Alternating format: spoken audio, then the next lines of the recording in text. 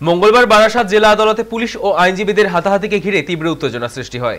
ঘটনায় আক্রান্ত হন বারাসাত থানার এসআই সুপ্রিয় ভদ্র। এমনকি পরিস্থিতি নিয়ন্ত্রণের বাইরে চলে গেলে হামলার শিকার হন সংবাদ মাধ্যমের প্রতিনিধিরাও।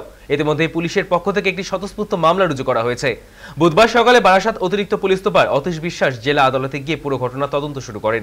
পাশাপাশি বার অ্যাসোসিয়েশনের সদস্যদের সঙ্গেও বৈঠক করেন এবং শান্তি বজায় রাখার বার্তা দেন। আইনজীবী ও পুলিশের মধ্যে এই সংঘর্ষকে কেন্দ্র করে ইতিমধ্যেই আদালত চত্বরে আতঙ্ক ছড়িয়েছে। ঘটনার নেপথ্যে কারা রয়েছে তা নিয়ে জল্পনা তুঙ্গে। প্রশাসনের দাবি, দোষীদের কাউকে ছাড়া হবে না।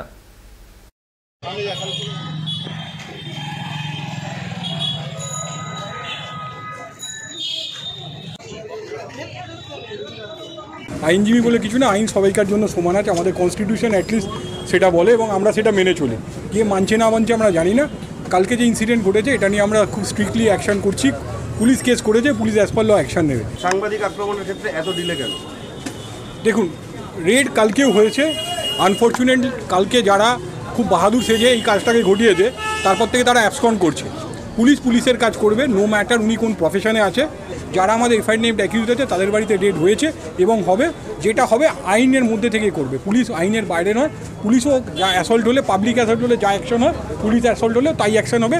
এবং যদি অন্য কেউ অ্যাসল্ট করলে যে অ্যাকশন হয়, নো ম্যাটার উনি কোন প্রফেশনের সাথে যুক্ত আছে, তাতে সেই অ্যাকশনই হবে। এটা নিয়ে কোনো রকম দ্বিমত কিছু নেই।